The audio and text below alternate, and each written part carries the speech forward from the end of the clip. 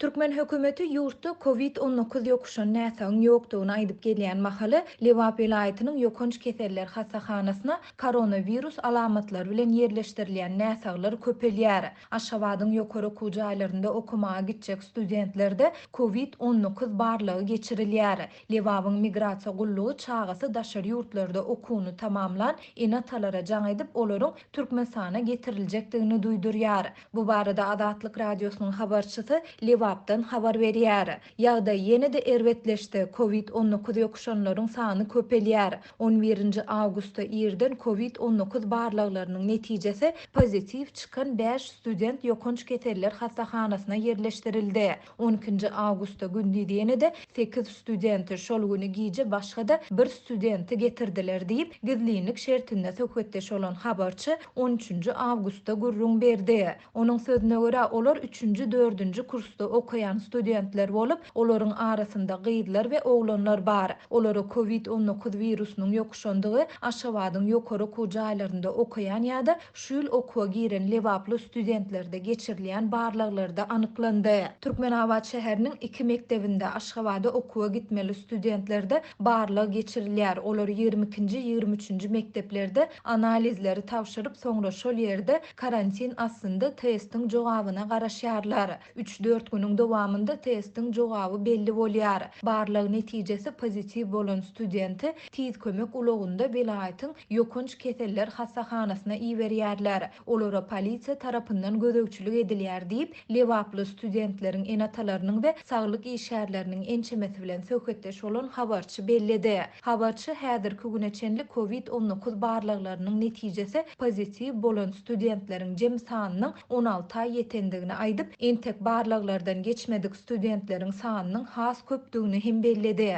Habarçynyň sözlerine görä COVID-19 barlygyndan geçmekden ýüze gören studentler ýa-da abiturientler Aşgabada okumaga goý berilmeýär. Habarçy vilayatda COVID-19 ýa-da onuň alamatlary bilen keselleýänleriň köpelýändigi sebäpli şäheriň köp uğurly hasahanasyny karantinden çykarmak planlarynyň goý bolsun edilendigini hem aýtdy. 10-njy awgustda keselhananyň ýolbaşçylary öz saglyk işgärlerine 15-nji awgustdan başlap hasahananyň öňküsýaly özüne değişli näsaglary kabul etjekdigini aýdypdyr. Ýöne soňra COVID-19 näsaglarynyň köpelip başlandygy sebäpli köp uğurly hasahanyň ýene-de karantin bolmagyna galýandygy aýdylypdyr diýip bu keselhananyň bir näçe işgäri bilen söhbetdeş bolan habarçy aýtdy.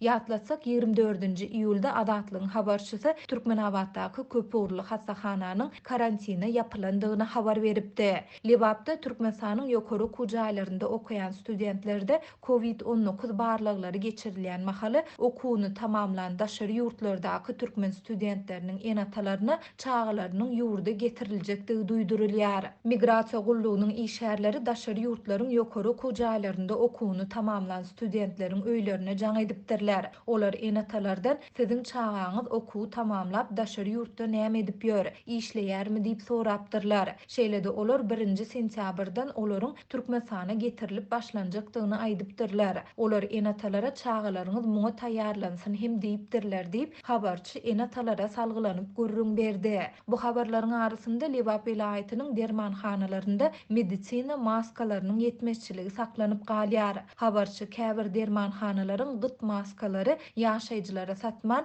diňe polisiýa işgärlerine satýandygyny aýdýar. Dermanhanalarda hemme adamlar medisina maskasyny soraýar. Dermanhana işgäri onuň ýokdugyny aýdýar. Ýöne polisiýa işgäri gelip maska barmy diýip soranda dermanhana işgäri bir paket maskany çykaryp berdi. Hemmeler gaharlandy. Adamlar näme üçin polisiýa işgärine maska barda, bize ýok, biz adam dälmi diýip sorady. Dermanhanaçy olar öňünden buyurdular we pul geçirdiler diýip jogap berdi diýip habarçy şaýat bolan ýagdaýyny gurrun berdi. Bu aralykda habarçy 13-nji awgustda daňdan saat 4-de Stambuldan Il-76 kasymly ýük uçorunyň Türkmenabadyň aeroportuna gonandygyny hem aýtdy. 11 adamlyk ekipaj agdasy bolan uçorda derman serişdeler bar diýip habarçy saglyk işgärleriniň bir näçesine salgylanyp aýtdy. Adatlyk radiosu ýokarda aýdylanlar barada Lewap vilayat häkimliginden we saglygy goraýyş bölümünden şeýle-de agdalýan keselhanalardan kommentari alyp bilmedi. Adatlyk radio radiosynyň habarçylary ýurtda COVID-19 alamatlary bilen keselleýänleriň köpelýändigine we maska giýmek boýunça girdilen talaba garamazdan dermanhanalarda adaty sowuklama üçin dermanlaryň hemde medisina maskalarynyň tapdyrmaýandygyny habar berip gelýärler. Munyň bilen bir wagtda maskalaryň we dermanlaryň bahalary gymmatlaýar. 12-nji awgustda bayramalda habarçymyz şäherde maska üçin zerur bolan rezinleriň bahasynyň 1 manatdan 6 manada, hasalaryň bahasynyň 3 manatdan 10 manada göterilendigini habar berdi. Türkmen häkimetleri ýurtda COVID-19 bilen kesellenleriň resmi taýdan hasaba alynmandygyny tekrarlap gelýärler.